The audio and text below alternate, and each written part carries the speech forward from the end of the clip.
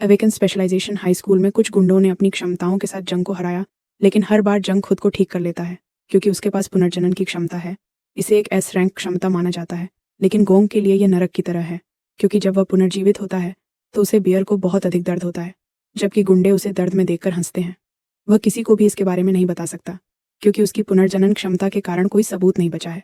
शिक्षक और अधिकारी भी विशेष उपचार के कारण कुछ नहीं कर सकते हैं।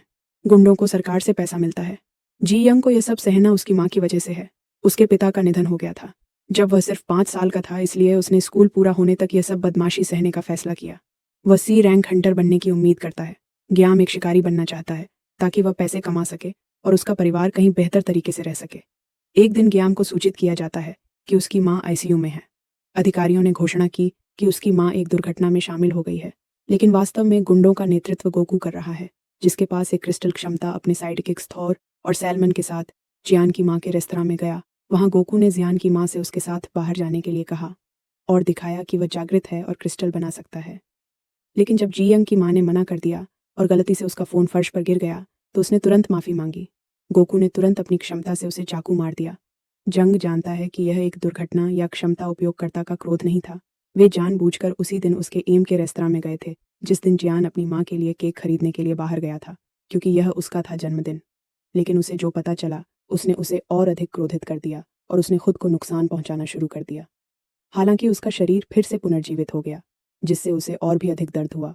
इस बीच बदमाश पहाड़ों में हंस रहे थे और उनके किए का मजाक उड़ा रहे थे। वे जानते थे कि वे कानून द्वारा संरक्षित होने के लिए काफ़ी युवा थे और वे भी जाग गए थे। तभी ग्यांग गुस्से में आता है और उनसे पूछता है कि उन्होंने ऐसा क्यों किया। बदमाशों ने उसका मजाक उड़ाते हुए कहा कि वे जानते थे कि यह उसकी माँ थी, क्योंकि वह बहुत छोटी दिखती थी।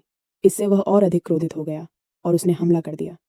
फिर क्रिस्टल क्षमता उपयोगकर्ता उसकी छाती में एक क्रिस्टल भाला डालता है।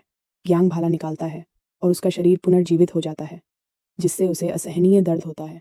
फिर भी वह फिर से धमकाने वाले पर झपटता है। इस बार धमकाने वाला उस पर कई भालों से वार करता है, लेकिन जिया यंग अभी भी अत्यधिक दर्द में होने के बावजूद उस तक पहुंचने की कोशिश करता है। क्रिस्टल क्षमता उपयोगकर्ता अपने दोस्त को बताता है, जिसके पास जी यंग पर वज्र से प्रहार करने की बिजली की क्षमता है।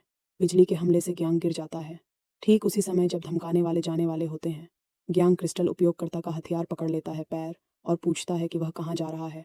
इससे गुंडे को गुस्सा आता है, जो फिर ग्यांग को बार बार मुक्का मारना शुरू कर देता है। लेकिन ग्यांग अपना बदला लेने के लिए सारा दर्द सहते हुए विरोध करता रहता है, जिससे निराश क्रिस्टल उपयोगकर्ता अपने तीसरे दोस्त सैन क्षमता उपयोगकर्ता से हस्तक्षेप करने के लिए कहता है। सबसे पहले वह जंग के चारों ओर एक कठोर खोल बनाता है। क्रिस्टल उपयोगकर्ता की गेंद बनाने की क्षमता का उपयोग करके, फिर अपनी रेत की क्षमता का उपयोग करके वह जंग को जमीन के अंदर गहराई में दफना देता है, जिससे वह क्रिस्टल बॉल के अंदर फंस जाता है। ग्यांग मुक्त होने के लिए उसे मुक्का मारने की कोशिश करता है, लेकिन वह जल्द ही हिलता नहीं है। सांस लेना मुश्किल हो जाता है क्योंकि अंदर कहीं भी जगह नहीं है। ग्याम चेतना खो देता है, लेकिन उसकी पुनर्जनन क्षमता उसे जबरदस्ती जगाती है, जिससे हर बार उसे बहुत दर्द होता है। वह शक्तिहीन महसूस करता है। वह अपनी माँ को उसके अंतिम क्षणों में याद करता है, असहाय और क्षमता उपयोगकर्ता के खिलाफ वापस लड़ने में असमर्थ। इस स्मृति से प्रेरित होकर जी यंग फिर से क्रिस्टल बॉल पर मुक्का मारना शुरू कर देता है। चाहे जितना भी प्रयास या समय लगे, वह भागने के लिए दृढ़ संकल्पित होता है। 5 साल बाद उन 3 क्षमता उपयोगकर्ताओं का टीवी पर साक्षात्कार लिया जा रहा है। जागृत व्यक्ति अब प्रसिद्ध हैं। साक्षात्कार के दौरान एंकर ने उनसे अफवाहों के बारे में पूछा कि 5 साल पहले उन्होंने लगभग एक नागरिक को मार डाला था, क्योंकि उनमें से एक ने अपनी शक्तियों पर नियंत्रण खो दिया था। क्रिस्टल उपयोगकर्ता रोना शुरू कर देता है और दर्शकों को बताता है कि नागरिक एक करीबी दोस्त की माँ थी। वह स्वीकार करता है कि वह उस समय इस शक्ति को नियंत्रित नहीं कर सकता था और अपने कार्यों के लिए माफ़ी मांगता है। वह यह भी कहता है कि उस दिन के बाद वह अपने दोस्त को नहीं ढूंढ पाया है और उससे व्यक्तिगत रूप से माफ़ी मांगना चाहता है। अचानक ऑडिटोरियम का मुख्य दरवाज़ा अपने कब्जे से उखड़कर उसकी ओर गिरता है। हालांकि क्रिस्टल उपयोगकर्ता अपनी क्षमता से अपनी भुजाओं को सख्त करके उसे रोक देता है। दर्शक घबरा जाते हैं और ऑडिटोरियम से बाहर भागते हैं। तभी एक आदमी पलक झपकते ही मुख्य द्वार से अंदर आता है। एक मुक्का सीधे क्रिस्टल उपयोगकर्ता के चेहरे पर लगता है, जिससे वह कमरे में उड़ जाता है। बोन्स का सूट पहना एक आदमी उनके सामने खड़ा होता है और उन्हें बताता है कि वह आखिरकार बाहर आ गया है। ग्यांग बताता है कि डायमंड जेल में उसने क्रिस्टल पर मुक्का मारने में वर्षों बिताए थे, ये नहीं जानते हुए कि वह कैसे बाहर निकलेगा। बहुत समय बीत चुका था। हवा, भोजन और पानी की कम